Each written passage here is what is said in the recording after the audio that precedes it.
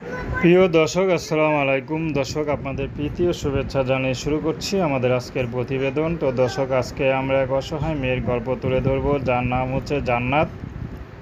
জান্নাতের বিয়ে শাদী হয়নি। জান্নাত বিয়ে শাদী করবে, কিন্তু অভাবের সংসার, জান্নাতকে কেউ বিয়ে শাদী করতে চাচ্ছে না। তো জান্নাত এখন একজন ভালো মনের মানুষ চাচ্ছে, সে যেমনই হোক। তো জান্নাতের মা আছে, তার ছোট একটা বোন আছে, বাবা নেই। তার মা আগে সেলাই দর্জির দোকান ছিল, কিন্তু ব্যবসা লস হয়ে যায়, তো এখন ঘরেই সেলাই কাজ করে।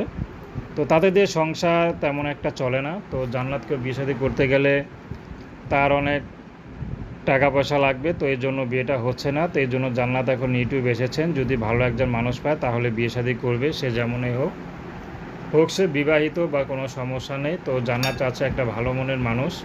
ভালো মনের মানুষ পেলে সে যেমনই হোক কোনো আপত্তি নেই, জান্নাত তার সাথে সংসার করবে। তো জান্নাত কখনো প্রেম ভালোবাসা করেনি। তো জান্নাত গরিব হলেও সবসময় পরিপাটি থাকার চেষ্টা করে। তো জান্নাত বেশি পড়াশোনা করতে পারেনি। তো জান্নাত এখন পার্লারে কাজ শিখতেছে, তার ইচ্ছা ভালো একটা পার্লার দিবে, কারণ সেলাইয়ের কাজ তার ভালো লাগে না। তো এখন যদি তার ভালো অবস্থা হয় বা ভালো একটা স্বামী পায়, যদি সে তাকে পার্লার দিয়ে দেয়, তাহলে তার ইচ্ছা স্বামীকে যদি কাজও না করে, জান্নাত কাজ করে তাকে খাওয়াবে। তো দর্শক, প্রেম ভালোবাসা, সাহায্য সহযোগিতা, বিয়ে শাদী করা একান্ত আপনাদের ব্যক্তিগত ব্যাপার। আসসালামু আলাইকুম।